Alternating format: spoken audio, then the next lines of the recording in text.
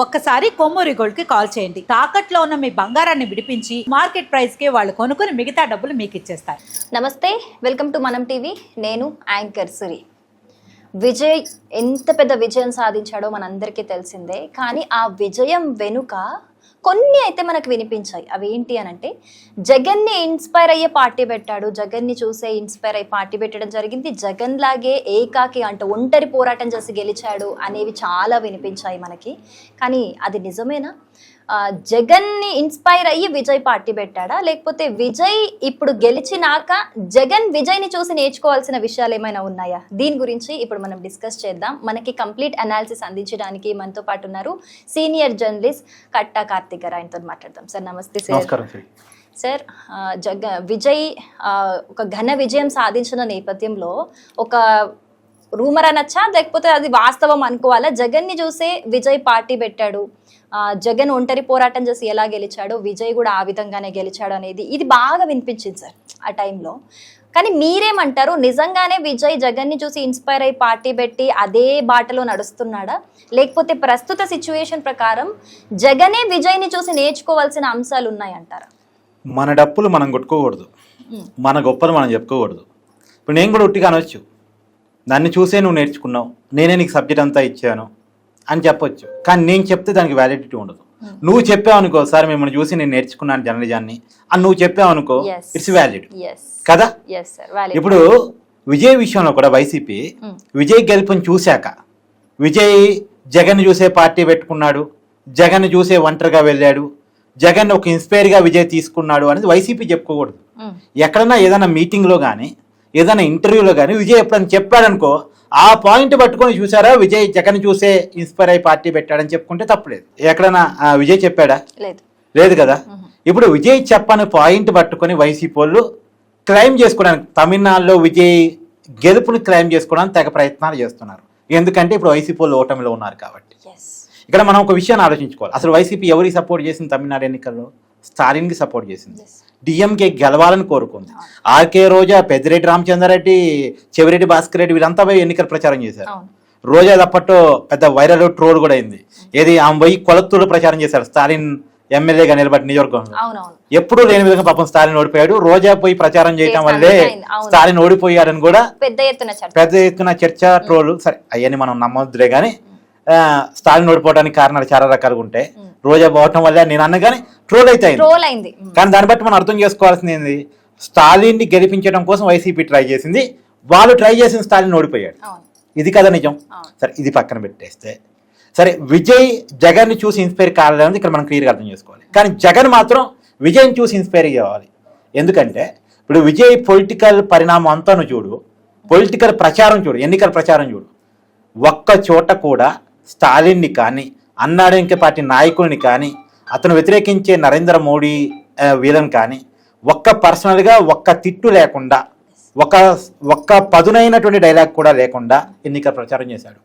కేవలం తన ఆశయాలు చెప్పుకున్నాడు, కేవలం తన సిద్ధాంతాలు చెప్పుకున్నాడు, తన అధికారంలోకి వస్తే ఏం చేస్తానో చెప్పుకున్నాడు, ఇప్పుడు ఉన్నోళ్ళు ఏం మిస్ అవుతున్నాను, తను వచ్చిన తర్వాత ఏం చెయ్యగలను చెప్పుకున్నాడు. అంటే తానేం చేస్తాడో చెప్పుకున్నాడు తప్పితే అవతల వాళ్ళు ఏం చేయలేదు, తనేం చేస్తాను అనేది మాత్రమే చెప్పుకున్నాడు తప్ప, అంటే అవతల వాళ్ళ ఫెయిల్యూర్స్ని ఎండగట్టాడు, తన సక్సెస్ ఎలా ఉంటుందని చెప్పాలని చూశాడు తప్ప, అంటే తను చూపించబోయే మార్పు ఎలా ఉంటుందని చెప్పాలని చూసుకున్నాడు తప్ప అవతల వాళ్ళని తిట్టడం అనేటువంటిది, అవతల వాళ్ళని తోలనాటం అనేటువంటిది, పర్సనల్గా క్రిటిసైజ్ చేయడం అనేది విజయ్ చేయలే.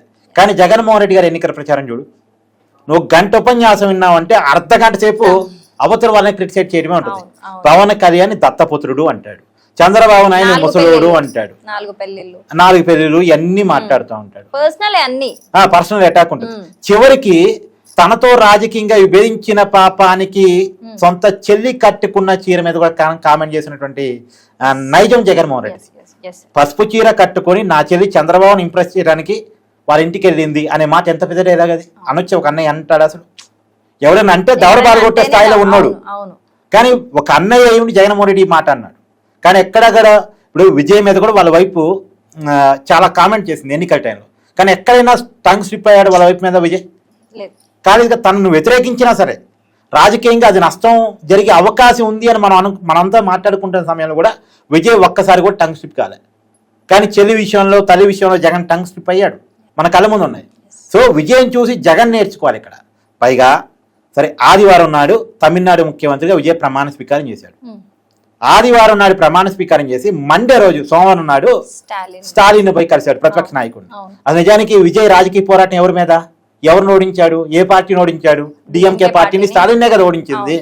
అదే నాయకుడిని పోయి కలవటం అంటే నాకు వ్యక్తిగత కక్షలు లేవు, నేను రాజకీయంగా నీ మీద పోరాటం చేస్తున్నా, నీకు నాకేంటి శత్రుత్వం, నీకు నాకు ఉన్నది మన ఇద్దరి డిఫరెంట్ వేవ్స్, రెండు విభిన్న దారులు, నీ సిద్ధాంతం ఒకటి నా సిద్ధాంతం ఒకటి, నిన్ను ఒకసారి యాక్సెప్ట్ చేయొచ్చు, నన్ను ఒకసారి యాక్సెప్ట్ చేయొచ్చు, కానీ పర్సనల్ థింగ్స్ అని చెప్పేసి మర్యాదపూర్వకంగా పోయి అందరినీ కలుపుకొని నేను ముందుకెళ్ళడం అనే తప్ప అనే నాయకుడు అనేవాడు అందరినీ కలుపుకొని పోవాలి. అది మొదటి లక్షణం, నాయకుడికి ఉండాల్సిన మొదటి లక్షణం. కెప్టెన్ అనేవాడు ఏం చేస్తాడు? టీంని కలుపుకొని పోతాడు. టీం మీద పెత్తనం చేస్తే కెప్టెన్ కాదు, టీంని కలుపుకొని పోయేవాడు కెప్టెన్ అంటారు. సో ఆ కెప్టెన్ ఏంటనేది అక్కడ చూపించుకున్నాడు. అదే జగన్మోహన్ రెడ్డి ప్రమాణ స్వీకారం చేసిన తర్వాత రోజు చంద్రబాబు నాయుడికి సంబంధించిన ప్రజావేదికను కూర్చి చేశాడు జగన్మోహన్ రెడ్డి. ఆ రోజు నుంచి మొదలుపెట్టాడు. తర్వాత ఒకళ్ళ మీద కేసులు పెట్టుకుంటూ అరెస్ట్ చేసుకుంటూ చిన్న నాయకుడి నుంచి పెద్ద నాయకుడి వరకు చివరికి చంద్రబాబు నాయుడిని అరెస్ట్ చేసి జైల్లో పెట్టేంత వరకు వెళ్ళిపోయాడు. ఎక్స్ట్రీమ్కి వెళ్ళిపోయాడు. తను ప్రశ్నించినందుకు చివరికి తన పార్టీ ఎంపీ అయిన రఘురామకృష్ణరాజును కూడా వదలకుండా అరెస్ట్ చేసి జైల్లో పెట్టి స్టేషన్లో పెట్టి చిత్రహింసలు పెట్టినటువంటి పరిస్థితులు, దానికి సంబంధించిన కేసు ఇప్పుడు మనం చూస్తున్నాంగా. ఇది జగన్మోహన్ రెడ్డి నేచర్. అంటే జగన్మోహన్ రెడ్డి నేచర్కి విజయ్ నేచర్కి ఉన్న తేడా మనం క్లియర్గా అర్థం చేసుకోవాలి. ఇక్కడ జగన్ ఈ ఓటమి పాలయ్యాడు కాబట్టి, పెద్ద సక్సెస్ని చూసి పెద్ద ఫెయిల్యూర్ని చూశారు కాబట్టి, ఇప్పుడు తన కళ్ళ ముందే ఎదిగినటువంటి ఇంకొక నాయకుడు విజయ్ కనపడుతున్నప్పుడు విజయ్ సక్సెస్ గల కారణాలను తెలుసుకోగలిగితే జగన్కి మంచిది అనేటువంటిది నా ఉద్దేశం.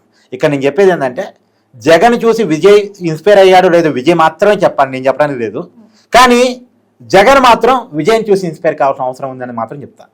ఓకే సార్, చాలా డీటెయిల్గా ఎక్స్ప్లెయిన్ చేశారు.